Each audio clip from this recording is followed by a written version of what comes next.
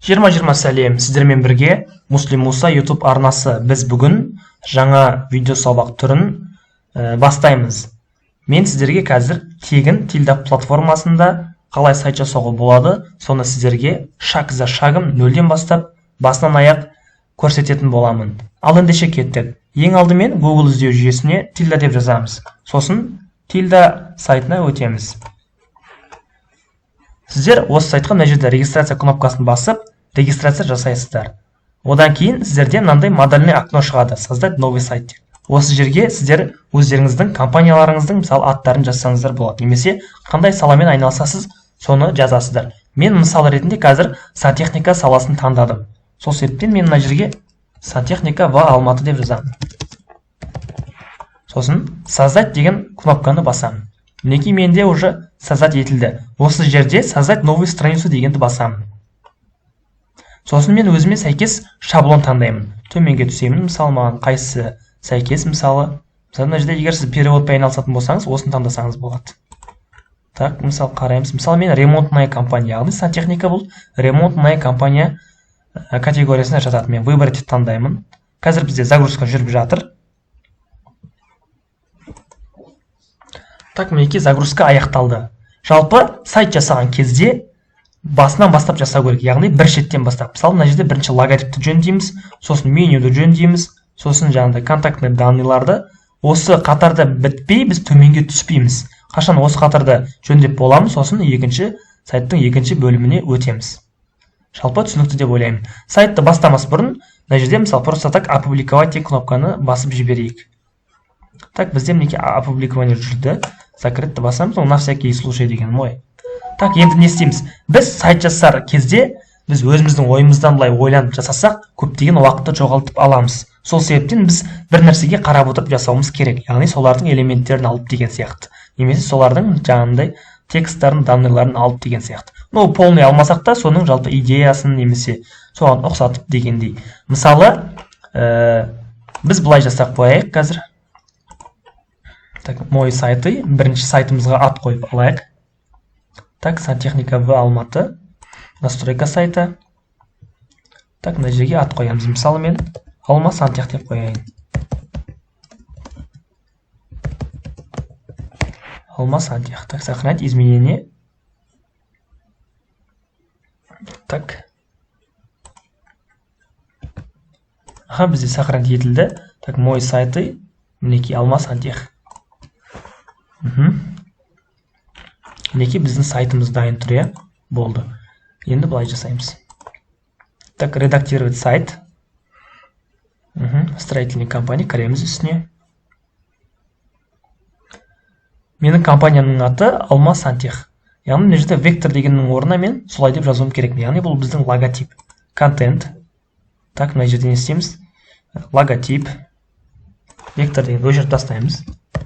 Алма сантех. Сохранить, закрыть. Так, мінекей болды. Мына жерге мысалы контактный данныйларды жазу керек.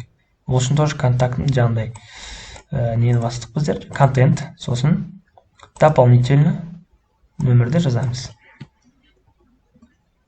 Мысалы,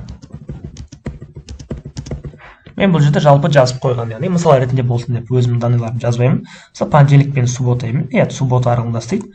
Таңертең 8-ден бастап, кешкі 8-ге дейін. Мысалы, сохранить и закрыть. Міндетті түрде опубликовать кнопкасын басамыз. Так, енді мына жерде мысалы сайтымызды обновить етіп көрейік.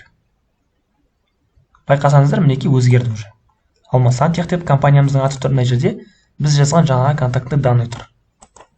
Енді мына жерге менюін жөндейміз. Бізде меню вроде нормаль сияқты, менюі қала берсін. Ал енді біз бірінші бөлімін біттік қазір сайттың. Енді екінші бөліміне өтеміз. Бұл жерде көріп тұрғанымызда бізде бір баннер тұр, үлкен сурет тұр, және мынандай заголовка тұр. Сосын бізде мына жерде подзаголовка тұр, және екі кнопка тұр екен, Так, ең бірінші не істейміз? Бізге артындағы баннерді өзгертуіміз керек, яғни суретті. Ол үшін не істейміз? Біз мысалы былай жазамыз.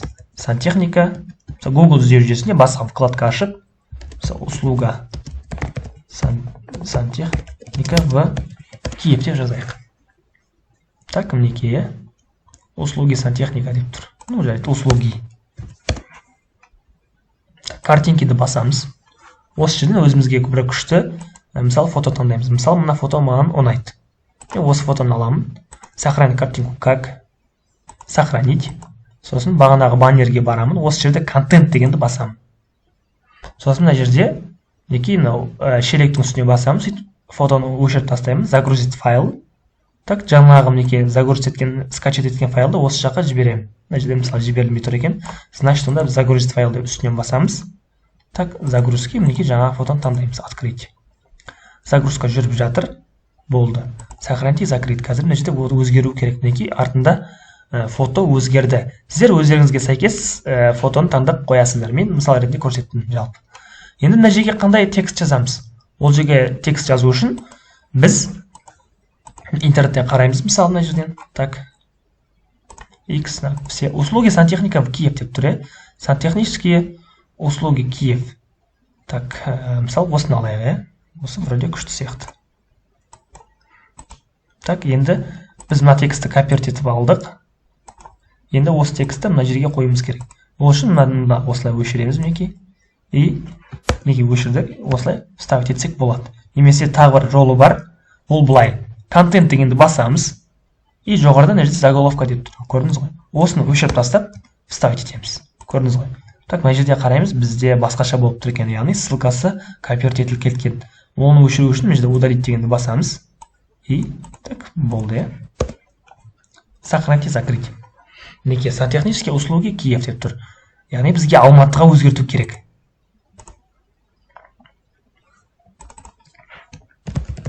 Алматы.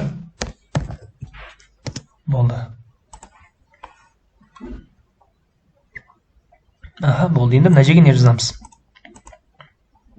Так, бұл жерге енді под заголовка, Так, бесплатная консультация, опытный мастер. Самый жазайық, мынау күшті сияқты.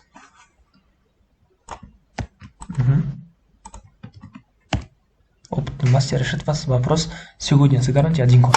Все болды, тұра берсін. Біз баннерді өзгерттік, заголовка жаздық, под заголовка жаздық. Мынау екі кнопка вроде нормально, оларда тұра берсін. Бұл мысалы кнопкалардағы тексті өзгерту үшін, мысалы контент төменге түсеміз, мына жерде мінекей услуги деп тұр, Осы жерде мысалы басқа сөз жасаңыз, мысалы мен услуги 1 деп жазам, сохранить и закрыть.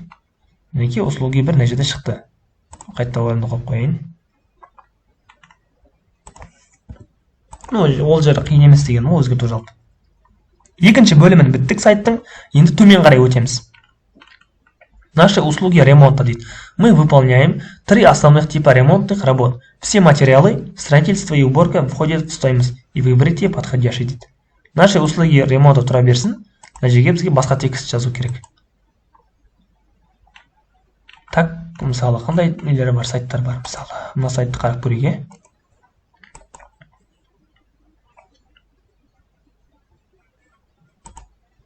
Так, ну, как-то оно непонятный сайт сияқты. Так, мынаған кіріп көрейік. Тағы да қандай сайттар бар. Так.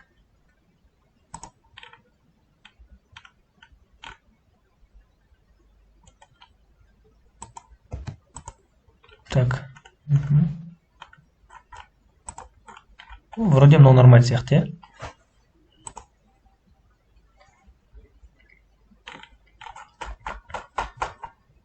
Услуги работы фото деп тұр, Услуги. Бізге услуги табу керек. Мысалы.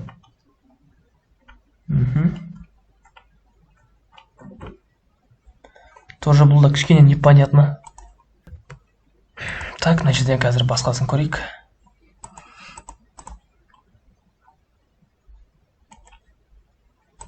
Сайтты қарап көрейік.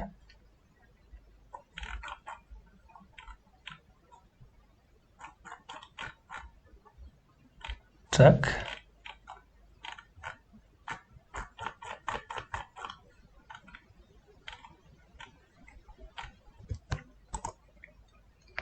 Так, мынаны көрейік.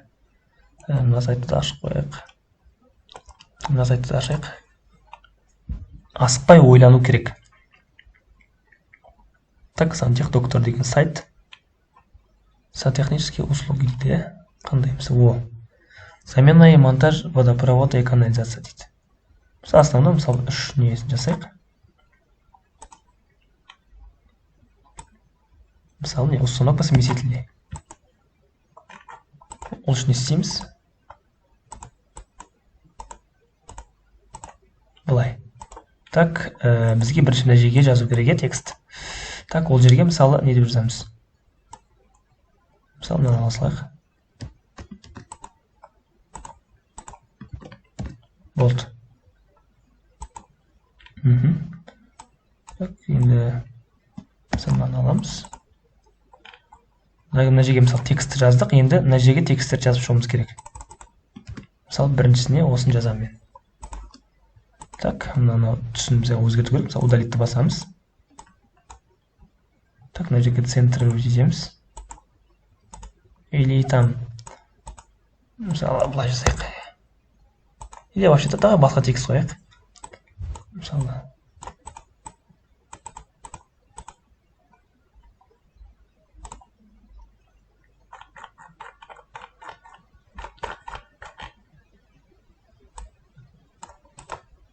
Сонда текст алу проблема болса, былай жасай саламыз. Просмотреть код. Так, осы жерден тауып ала саламыз. Мінекей болды.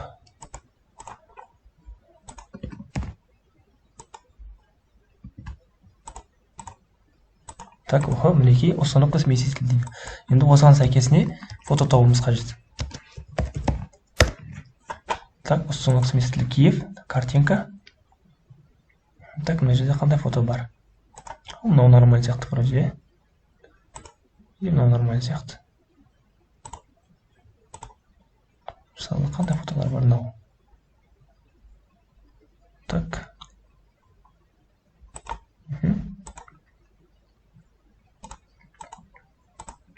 Так, мысалы, әшейін фотоның үстіне басамыз. Загрузить файл.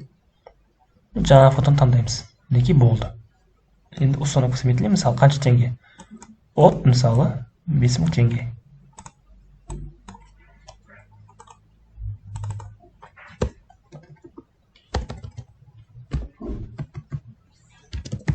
Осылай. Так, мына жерге мысалы текст жазамыз, е? Установка жаңа не дегенге мысалы.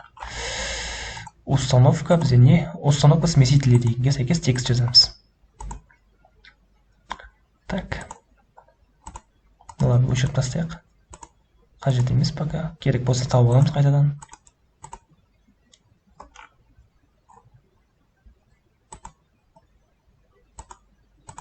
Болды. Так, мынаны мысалы басқа бетте ашайық. Установка смесителей.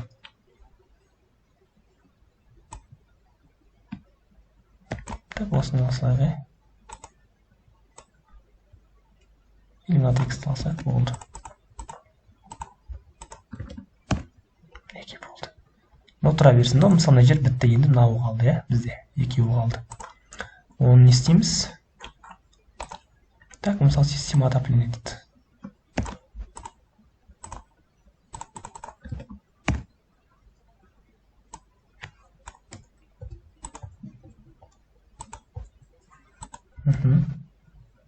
Удалить. Болды. Үлкен әріп болып кеткен барлығы. Оны кішкентай қыламыз.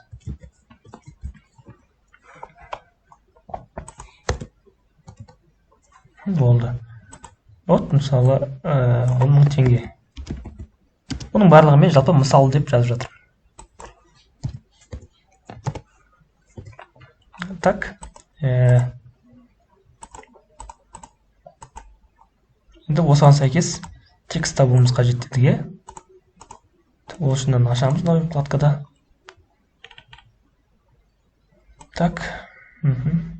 Болды, нормально. Так, мінекей, болды. Мына жирныйды өшіріп тастаймыз, болды. Енді бізде үшіншісі қалды. Так, үшіншісін жасау үшін тоже не істейміз? Мына жерден тағы бір категория аламыз. Мысалы, монтаж водонагреватель нормально сияқты, иә?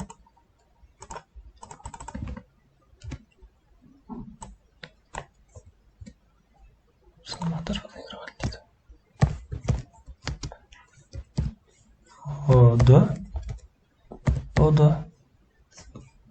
водонагреватели. Болды. Вот, мысалы қанша? 7000 теңге. И монтаж водонагревателя текст.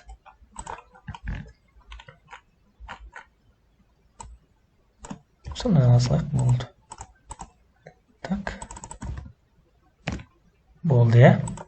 Так, мына жерде бітті, мынаны центрға қояйық. Текстіге влево қояйық, болды. Так, бізде мына блокты бітірдік. Енді келесі блокты қалай жөндейміз? Ешқандай проблема емес, яғни примерно түсініп отырсыздар деп ойлаймын.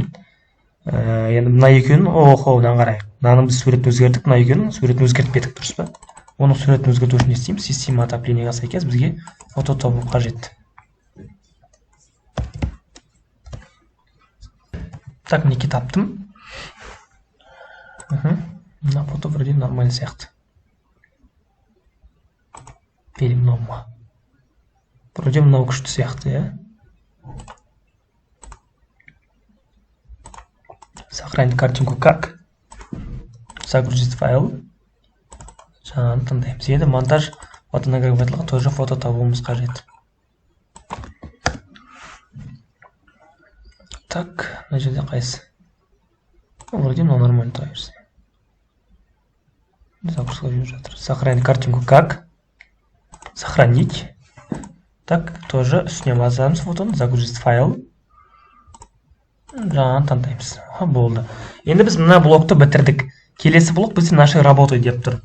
Бұл жерге примерно выполненных работ, которым гордится наша команда. Яғни мына жерге 8 фото қоямыз, өзіміздің жасаған жұмысымызды. Так, мысалы мына жерде галерея деп тұр. Мына осы неге кіре салайық. Мына жерде толқын дұрыс негіз көрінбеген да. Ну, давай осыны жасай салайық. Сохранить картинку как?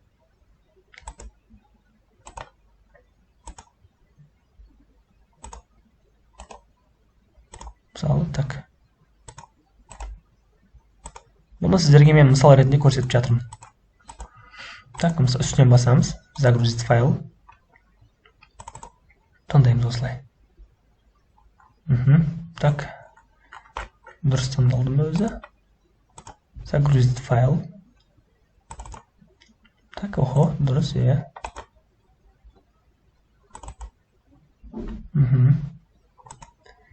Так. Так, мінекей 4 фотоны мен таңдадым. Так, мінекей мен астыңғы 4 фотосында толтырып шықтым. Біздің мына блок бітті. Наши работы деген төменге түсеміз. Отзывы наших клиентов деп тұр. Так, осы жерге отзывты қоямыз. Мысалы, мына жерге аттарын жазайық. Мысалы, сіздер өздеріңіздің, мысалы, жаңағыдай клиенттеріңіз аттарды жазасыздар. Мен мысалы былай деп қоям.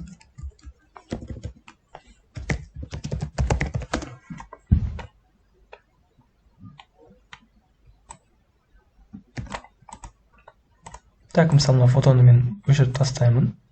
Так, қазір былай. Мысалы, осыны жөндеу үшін біздер контент дегенге барамыз. Шапка блогы тұра берсін, карточки тұра берсін. Так, мыналарды фотоларды өшіріп тастайық. Бізге фотолар қажет емес. Болды, сохранить и закрыть. Болды. Мысалы, анонимный клиент.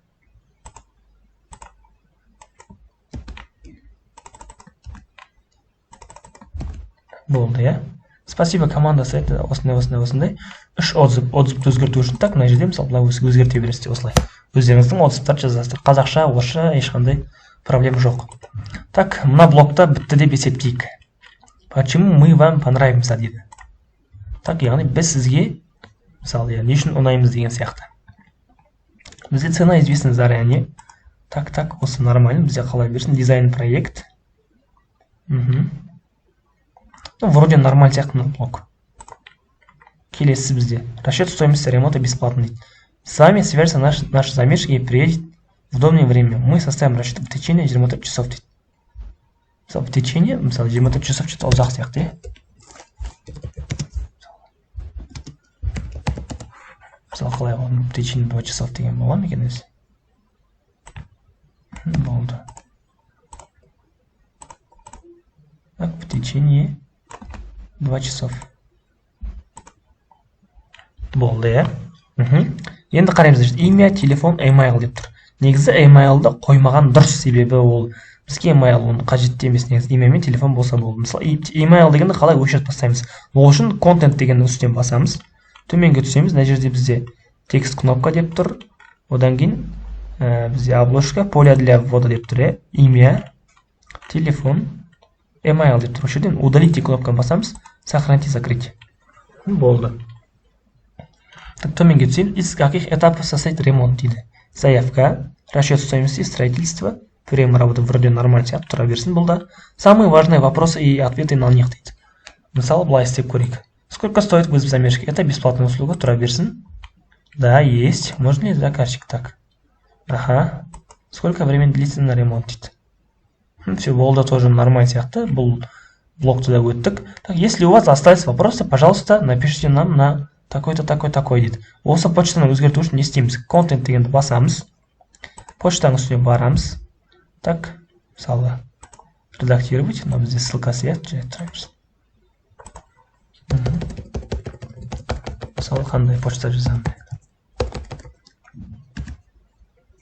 На musa.musin@gmail.com. Так, оны ссылканы қою үшін не істейміз? Осыны копировать етеміз. Мына жерде ссылка деген кнопканы үстінен басамыз. Укажите ссылку вставить, применить. Осылай болды мінекей. Сохранить и закрыть. О, мінекей өзгерді. Мына блокты да біттік. Рассчитайте стоимость ремонта. Мы свяжемся с вами, сделаем замер расчета работ дейді. Вам документы на подпись в течение 2-3 дней дейді. Вроде нормально сияқты. Енді мына жерге өзіміздің нөмір жазу керек келесі блокқа. Мына жерге мысалы нөмір жазайық.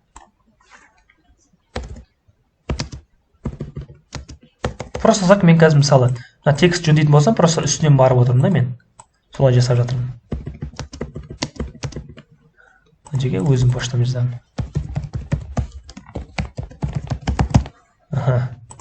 Так, адрес мысалы не дейді? Адрес нашего офиса, так, Большая Островская, 25, мысалы, қалай, Қырықбаева, мысалы, Қырықбаев, 522 деген сияқты, осылай адрес қоя салайық. Так, мына жерде мысалы Instagram, жаңағындай мысалы мынау Twitter, Facebook үшеуі тұр. Бізде мысалы Facebook пен Twitter жоқ. Оны қалай өшіріп тастаймыз? Ол үшін контент дегенді басамыз, үстінен ссылка на соцсети деп тұр. Мына жерде біз Twitterді мінекей өшіріп тастаймыз. Мысалы Facebook page link дейді. Осы жерге өзіміздің Instagram парақшамыздың ссылкасын қоямыз. То есть Facebook'тың ссылкасын қоямыз. Instagram'ға Instagram'ның ссылкасын қоямыз. Мысалы, так. Ну, короче, оны жалпы түсіндіңіздер деп ойлаймын. Мысал ретінде жазып салайын, так.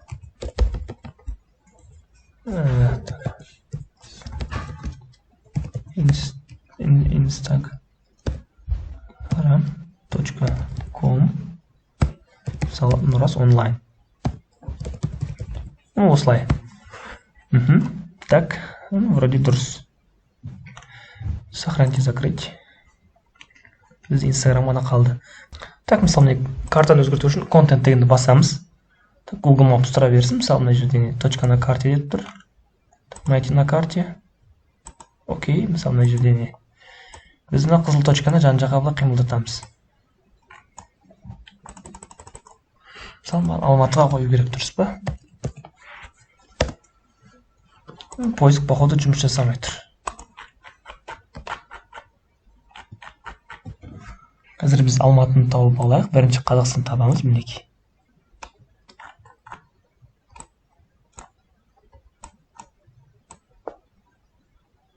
Болды. Окей. Сохранить и закрыть. Так, окей. Бізде, походу, Алматинский так. Болды. Қазір карта Алматыда тұр. Жалпы мына блокты да біттік. Қазір келесі блок бізде. Так, мына жерде бізде ештеңе жоқ. И не істейміз, опубликовать деген кнопканы басамыз. Пожалуйста, подтвердите ваш email деп тұр. Значит, бізге номер телефона. Так, бізге emailді подтвердить ету керек. Ол үшін не істейміз? Так, почтаны басайық, былай. Біз Google почтаға барамыз.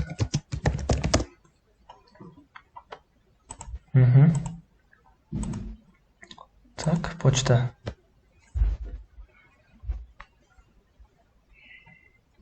Загрузка жүріп жатыр. Так, добро пожаловать дейді. Подтвердить.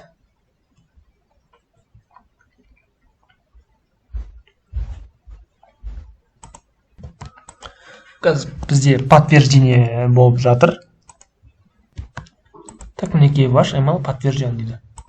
Болды. Так, мына жерден басып опубликовать. Подтвердите еще номер телефона дейді. Ну, жарайды, номер телефонды жасайық. Мен қазір номер телефонды подтвердить етемін. Так, мен мінекей номер телефонды подтвердить еттім. Вернуться на страницу профиля дейді. Так, барайық. Тұра берсін алар. Мой сайты. Так, закрыть. Сантехника в Алматы. Опубликовать все страницы. Закрыть. Новая вкладкада ашайық, мысалы. Ссылка деген үстінен бастым жаңа. Так, Алма Сантех. Осындай меню. Мінекей біздер өзгерткен данный. Охо. Мінекей барлығы өзгертіп тұр. Отзывтар тұр барлығы.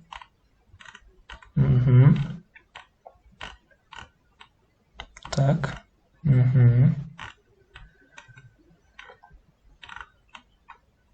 Так, мінекей, как раз мне действительно Алматы тұр карта. Инстаграм тұр бізде. Барлығы өзгерген. Жалпы сайт аяқталды. Осылайша сайтымыз жасалды. Енді контекстін рекламаны осыған қосуға болады. Біздер жалпы осы сайтты біз 14 күн бойы тегін қолдана аламыз. Одан кейін Тильда бізден ақша сұрайды. 14 күннен кейін басқа аккаунтпен тағы да осылай жасап алсақ болады, ешқандай қиын емес. Жалпы осы сіздермен бірге болған Муслим Муса YouTube арнасы. Видео сабағы ұнаса лайк басыңыз, коммент қалдырыңыз, достарыңызбен бөлісіңіз.